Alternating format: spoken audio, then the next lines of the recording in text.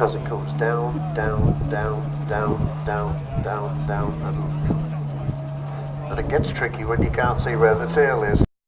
Just for safety, he's just trying all the different manoeuvres to see if it's anything else that's come loose. But of course, the absolute paramount. Could even be just a sticker or something off the plane.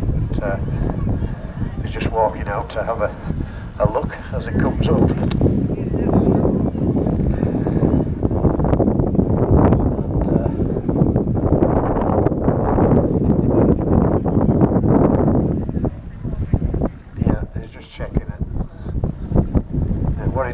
They all have sleeves on all of the controls, and the loop is there to actually stop things coming loose, because of course if you get snap links which are pulling the rudder, pulling the ailerons or whatever, you do have extra, and a lovely landing there.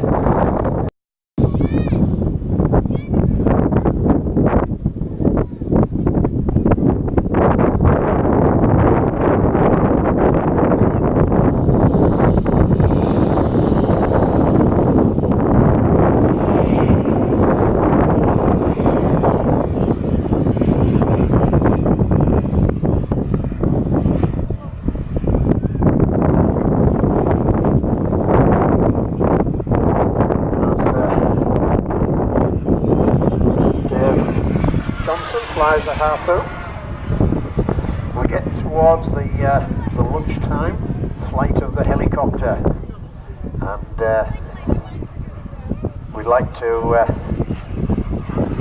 for the hospice and the air ambulance and for the arboretum, we are getting very close to what we raised yesterday, and believe it or not, we're only a tenner off it. We'd like to see if we can beat yesterday's total.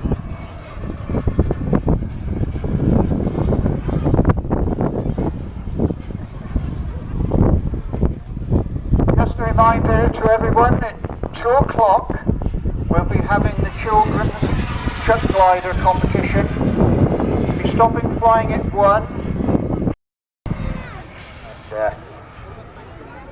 If you'd like to buy your tickets, there are people coming round with the tins, and they are the charity people for the Catton Flying Club here.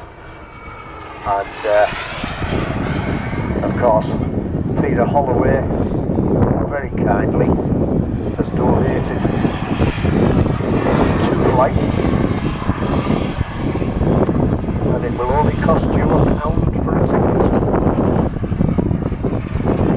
And as I said before, the 2 people who I interviewed yesterday, the lady was absolutely gobsmacked. She says all I could say is it was fantastic. She says it has got to be, she says, the experience of a lifetime. The gentleman, well, he described it as a thrill of a lifetime, and also the fact that they flew over where he lived and he had a look at the area from the air, and totally different. He said the experience of a lifetime, as a harpoon goes right up to the 1500 foot limit. Look at that, over the top. 1500 feet.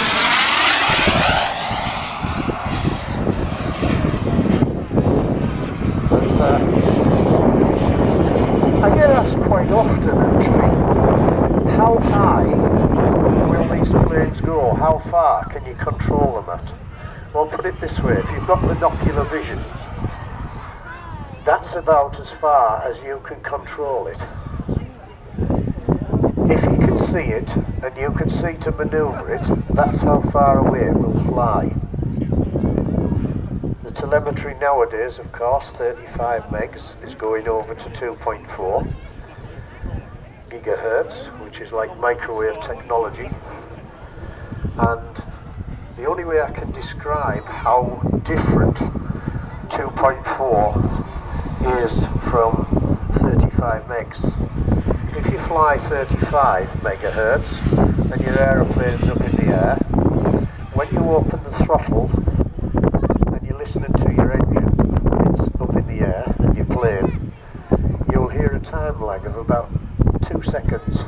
before the throttle opens. With 2.4 gigahertz, you do not have that 2 seconds. It is instant. If you open the throttle, there is no time lag. And of course, being 2.4 now, the telemetry that you can actually get is the new high-tech spectrum. You can actually tell what height your plane's at, because there is sensors that you can put on the plane which will sense the height, and it will relay it back down to your transmitter. There is also speed sensors which also tells you how fast the plane can fly.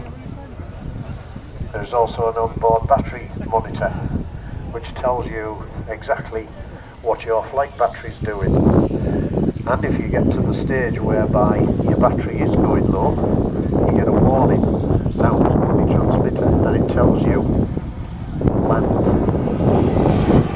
So it monitors your onboard systems. In the case of the jets, there is temperature monitors, pressure monitors, fuel monitors, you name it.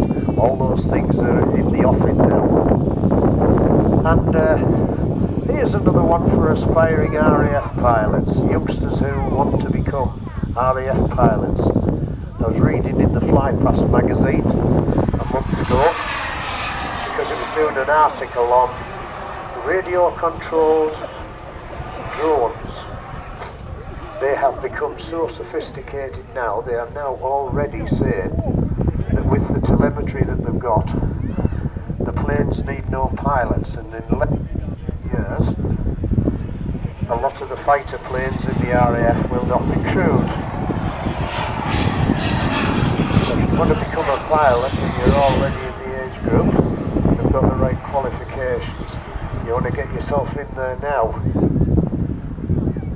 Or otherwise you'll be sat behind a desk in a 40-foot articulated truck somewhere, or underground in a great big bunker, and you will be looking at a PlayStation type screen, and you will be flying combat aircraft from the ground.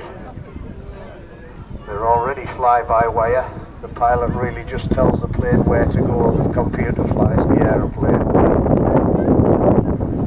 don't know how many years before it does away with us. We sit in the cabin behind us, and we fly from there, just looking at a computer screen. I know it sounds a bit far-fetched, but well, we invented the Spitfire, we invented the Hurricane, we invented the Harrier vertical takeoff. We literally also, as the Boomerang XL squirms around there in the turbulence as it came over the trees, and of course Dave Johnson is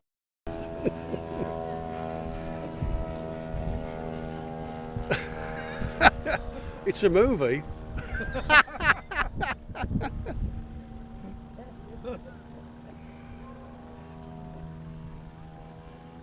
Right, you can stand still for this one. David's going to be joined now by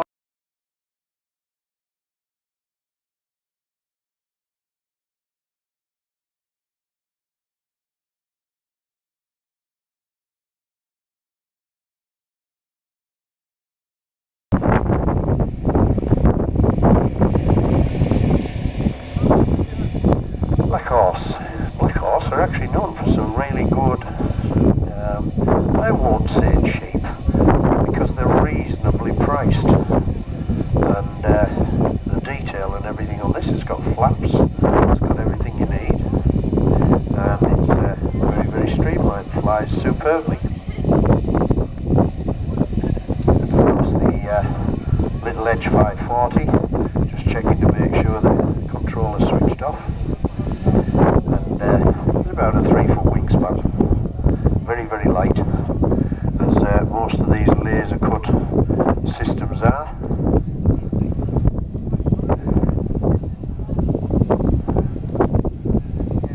Okay. Right, now we go for a little bit more speed now, and no, I'm not going to try and talk to you at all, Jeff.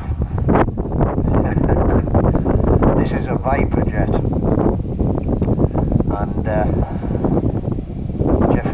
this one. And of course then we've got the L.M.A.Catton, which Andy is just getting ready to fire the jet engine up. This will be the last slot of the day.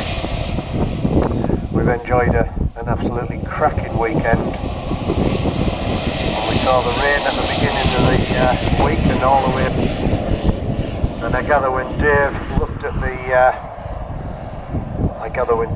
at the ground on Friday, as you can see, there's a lot of mud around various areas, and the wind and the sun has just dried everything up.